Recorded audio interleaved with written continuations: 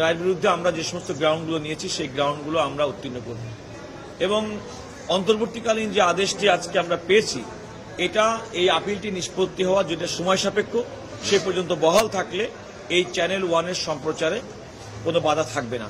এক, দ্বিতীয়ত হচ্ছে আদালত যেহেতু আমাদের দীর্ঘ শুনানির পরে আমাদের লিভ টু অ্যাপিলটি গ্রহণ করেছেন, অর্থাৎ পূর্ণাঙ্গ আপিল হিসেবে শুনানির জন্য সিদ্ধান্ত নিয়েছেন।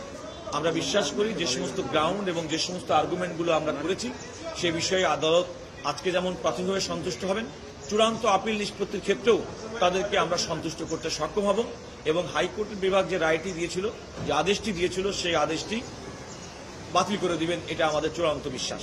বিচারটা আপনি আমার এজ এ আইনজীবী যদি আমার মতামত জিজ্ঞেস করেন, আমি এর কয়েকটা দিক আছে। একটি হচ্ছে একটা বিচারিক প্রচলিত ধারার বিচারিক প্রক্রিয়ার মাধ্যমে মামলাটির একটি রায় হয়েছে এবং সেই রায়টি হাইকোর্ট বিভাগ একটা রায় দিয়েছে, তার বিরুদ্ধে অ্যাপিলেট ডিভিশনে আপিল পেন। সরকার এই ঘটনার পিছনে ঘটনাকে চিহ্নিত করার জন্য একটি কমিশন করেছেন।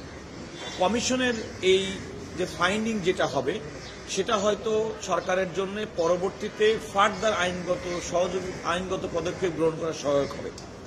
তবে কমিশনের যে অবজারভেশন এবং কমিশনের যে পর্যবেক্ষণ থাকবে সেটা আমার মনে হয় যে সরকার এই মামলার ব্যাপারে তার পরবর্তী কি পদক্ষেপ হবে সেই পদক্ষেপ নির্ধারণ করার জন্য সহায়ক হবে।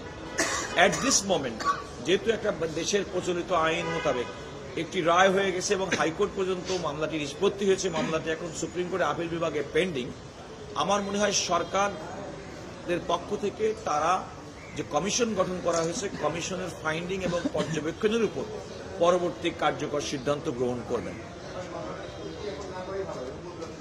আমি মনে করি যেহেতু এই পুরা বিষয়টি সারা দেশের মানুষের চাওয়া এবং বিডিআর বিদ্রোহের ঘটনাটি স্বাভাবিকভাবে যে প্রক্রিয়াতে বিগত সরকারের সময় সংগঠিত হয়েছে এবং বিচার সম্পন্ন হয়েছে, সেই বিচারের নিরপেক্ষতা, সেই বিচারের ন্যায়নিষ্ঠতা সম্পর্কে মানুষের জনমনে ব্যাপক প্রশ্ন আছে এবং এই প্রশ্নটি নিরসনের জন্যই 5 আগস্টের ছাত্র জনতার গণ অভ্যুত্থানের পরবর্তী ডক্টর ইউনূসের সরকার জনগণের প্রত্যাশা পূরণের জন্য একটি কমিশন গঠন করেছেন। আমরা মিডিয়াতে দেখেছি সেই কমিশন কাজ করছেন। আমি বিশ্বাস করি যে সেই কমিশনের পক্ষ থেকে যে ফাইন্ডিং, পর্যবেক্ষণ কিংবা ঘটনার পিছনের ঘটনা যদি উদ্ঘাটিত হয় সেই মোতাবেক সরকারের আইনগতভাবে পরবর্তী পদক্ষেপ গ্রহণের সুযোগ আমাদের প্রচলিত আইনে আছে।